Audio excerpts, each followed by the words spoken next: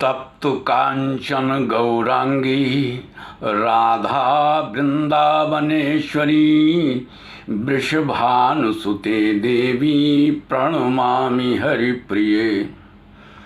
शुभ प्रभात देवियों एवं सज्जनों, कृष्ण संदेश सुधा चैनल के माध्यम से मैं धर्म प्रकाश भदौरिया गीता विश्लेषक गीता की ज्ञान गंगा में अवगाहन हेतु उपस्थित एवं मधुसूदन भगवान कृष्ण के चरणों में अगाध निष्ठा रखने वाले आप सभी प्रबुद्ध एवं विद्वान श्रोताओं का हार्दिक अभिनंदन एवं कोटि कोटि वंदन करता हूँ। पिछले वीडियो के माध्यम से आप लोगों ने सुना था जिसमें भगवान कृष्ण अर्जुन को बता रहे थे कि हे अर्जुन, जिसका जीवन द्वंद्वों से परे है, यानी जिसके जीवन में द्वंद्वों का कोई महत्व नहीं है और जो ना तो किसी से ईर्ष्या करता है और बिना प्रयास के स्वाभाविक रूप से उसे जो उपलब्ध हो जाता है वह उसके लिए पर्याप्त है, उसी में वह संतुष्ट रहता है और जीवन में सफलता और असफलता के क्षण आने पर वह उससे प्रभावित नहीं होता, उसमें समत्व का भाव बना रहता है। ऐसे व्यक्ति के द्वारा जो भी कर्म किए जाते हैं उनका प्रभाव उसके ऊपर नहीं पड़ता है। ऐसा व्यक्ति सदैव बंधन मुक्त रहता है। इसके आगे भगवान क्या कहते हैं उसे बड़ी ध्यान से और बड़ी श्रद्धा के साथ आप सुनेंगे और हमें विश्वास है कि आपको बेहद आनंद आएगा। तो सबसे पहले इस श्लोक का श्रवण पान करें, तत्पश्चात विश्लेषण का आनंद लें। तो सबसे पहले सुनते हैं अगला श्लोक है क्या कि गत संगस्य मुक्तस्य ज्ञानावस्थित चेतसा यज्ञायाचरतः कर्म समग्रम प्रविलीयते। मधुसूदन भगवान कृष्ण गांडीव धनुर्धारी अर्जुन को बता रहे हैं कि देखो अर्जुन, जो प्रकृति जनित गुणों में यानी सतोगुण, रजोगुण और तमोगुण में अनासक्त है और सदैव विशुद्ध दैवीय ज्ञान में अवस्थित है, या यूं कहें कि वह ज्ञानावस्थित है, ऐसे व्यक्ति के समस्त कार्य यज्ञार्थ होकर ब्रह्म को समर्पित हो जाते हैं। यहाँ पर विशिष्ट रूप से ध्यान देंगे, इस श्लोक के प्रारंभ में जो शब्द है कि गत संगस्य, इसका अर्थ हुआ कि आसक्ति मत रखो। अब देखेंगे गत संगस्य मुक्तस्य, अब इसका अर्थ हुआ कि जिसकी कहीं भी आसक्ति नहीं है, ऐसा व्यक्ति धर्म और अधर्म के बंधन से सदैव मुक्त रहता है।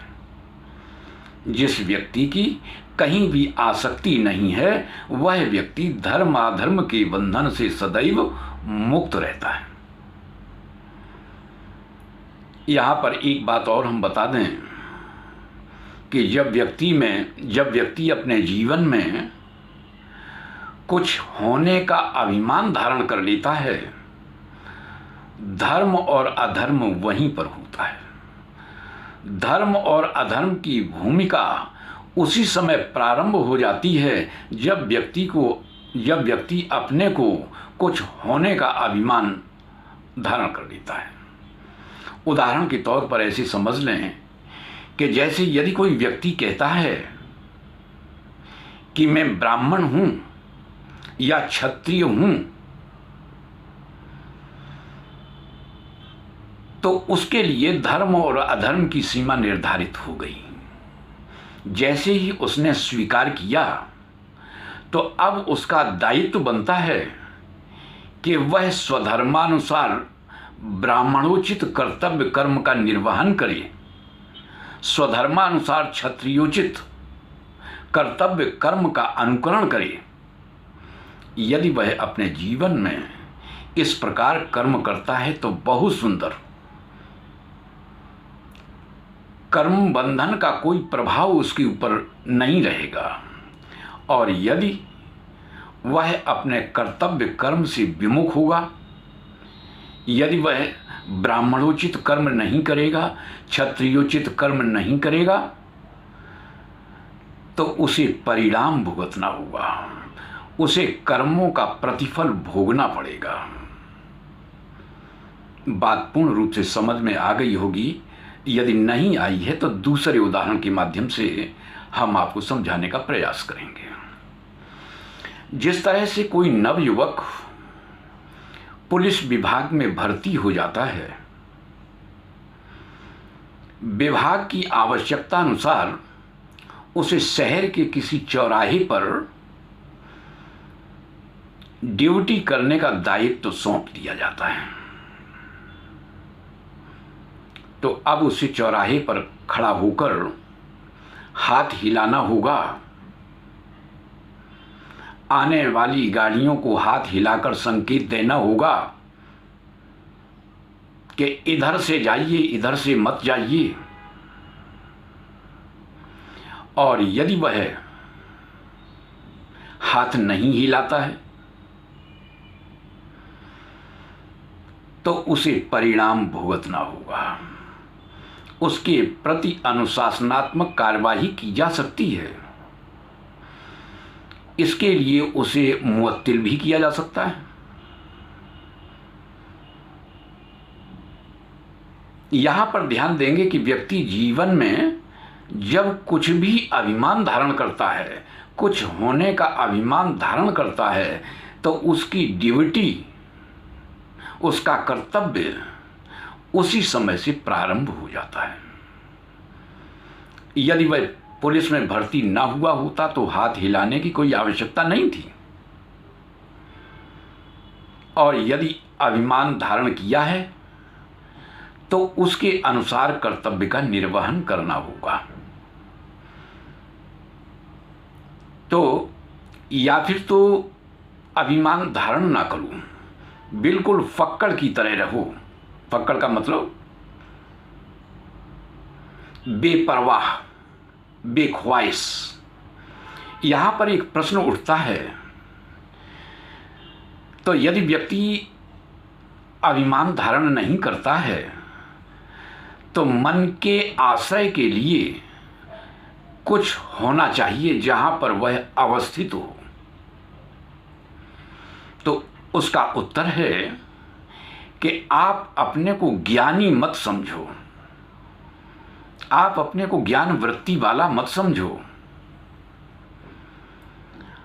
आप अपने को ज्ञान स्वरूप मानकर ज्ञानावस्थित होकर के आप कर्म करें। तो आपके द्वारा जो भी कर्म संपादित होंगे वे समस्त कर्म यज्ञार्थ होंगे, निस्वार्थ होंगे।